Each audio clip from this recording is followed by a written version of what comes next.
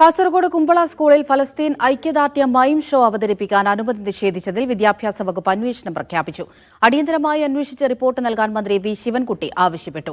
വിദ്യാർത്ഥികൾക്ക് ഇതേ വിഷയം വേദിയിൽ അവതരിപ്പിക്കാൻ അനുമതി നൽകുമെന്നും മന്ത്രി വ്യക്തമാക്കി.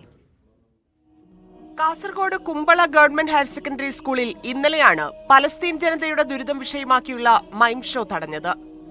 വിദ്യാർത്ഥികൾ അവതരിപ്പിച്ച മൈം ഷോ പൂർത്തിയാവുന്നതിന് മുൻപ് അധ്യാപകൻ കർട്ടൻ താഴ്ത്തുകയായിരുന്നു. തുടർന്ന് ഇന്ന് നടത്തേണ്ട കലോത്സവം മാറ്റിവെക്കുന്നതായും പ്രഖ്യാപിച്ചു. സംഭവം അടിയന്തരമായി അന്വേഷിച്ച് റിപ്പോർട്ട് നൽകാൻ മന്ത്രി വി ശിവൻകുട്ടി നിർദ്ദേശിച്ചു.